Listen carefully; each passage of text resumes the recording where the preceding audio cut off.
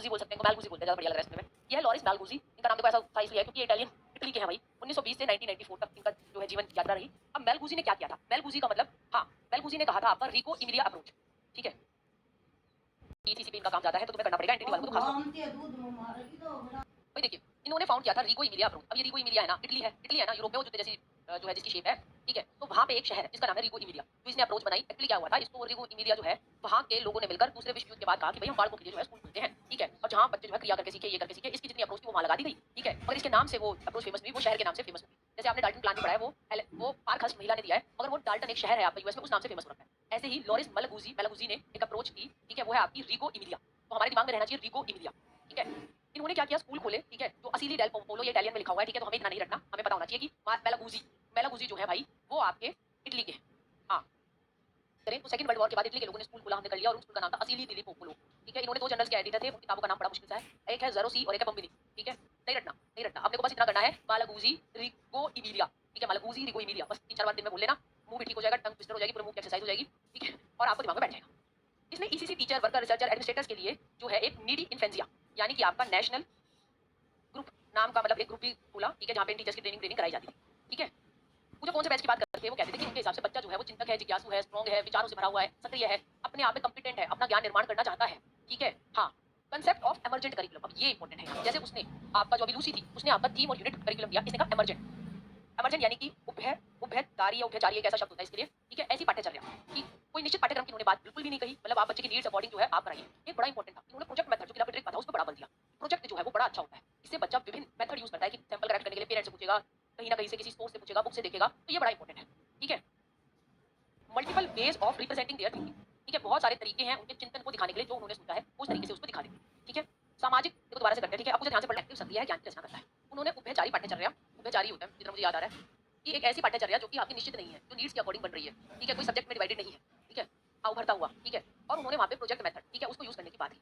Project method में क्या रहता है कि हम बहुत सारा बच्चा किसी से क्वेश्चन पूछेगा, माँ बाप से पूछेगा, किताब से देखेगा, अलग अलग चीजों को यूज करके समस्या समाधान करता है। और जो उसने चिंतन किया उसको दिखाने के भी अलग अलग तरीके होते हैं।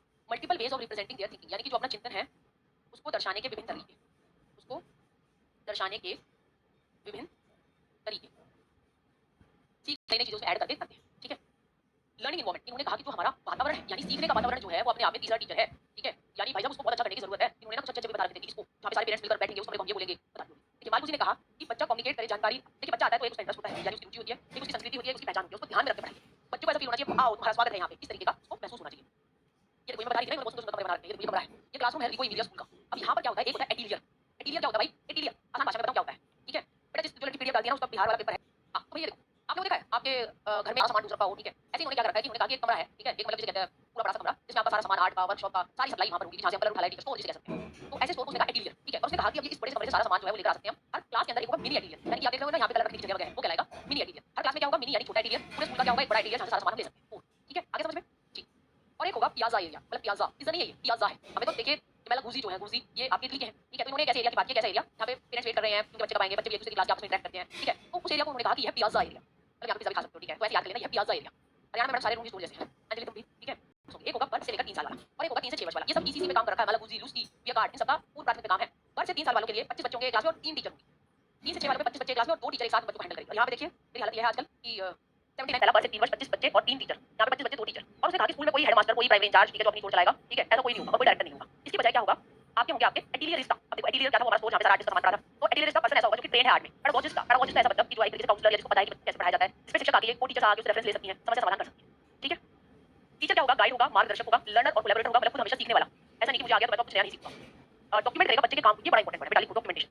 देखो हमने अब स्टार्ट किया, हमारे हिसाब से तो पढ़ना क्या था, हमारी देश की व्यवस्था यानी नंबर मिले। अब हम थोड़ा सा रचनात्मक आंकलन कर रहे हैं, हम डॉक्यूमेंट करते हैं कि बच्चे की क्या प्रोग्रेस है, बच्चे ने कौन से प्रोजेक्ट में कैसा किया। तो वहां पर देखिए 3 साल पहले ही डॉक्यूमेंट हो रहा था बच्चे का काम, पोर्टफोलियो जैसा। पेरेंट्स जो होंगे वो इन्वॉल्व होंगे बहुत सारे एस्पेक्ट निर्णय लेने में, ठीक है? और अपने आइडियाज यानी अपने विचारों और कौशलों को साझा करेंगे, ठीक? ये आ गया, यहाँ तक समझ में आया? फिर हमारा अगला स्टार्ट हो रहा है, तो हमें वहां पे इमर्जेंट करिकुलम नहीं दी, शाबाश बेटा, ठीक है? डॉक्यूमेंट पोर्टफोलियो इमर्जेंट करिकुलम, यही शब्द है बिल्कुल, यही, इसके अलावा हम ज्यादा नहीं करते इसमें। तो भाई हम ये देख लेते हैं रिको इमिलिया। अब ये रिको इमिलिया अप्रोच दी, ठीक है? वो शहर में इन्होंने काम किया था सारा, ठीक है? इमर्जेंट करिकुलम, उभयचारी पाठ्यचर्या, ठीक है? उसके ऊपर इनका काम था, ठीक? और एक और वर्ड था बेटा, 2 क्लास टीचर, 2 को क्लास टीचर, यहाँ पे 25 प्लस, यहाँ पे 3 आएंगे, यहाँ पे 2 को क्लास टीचर, ठीक है? उस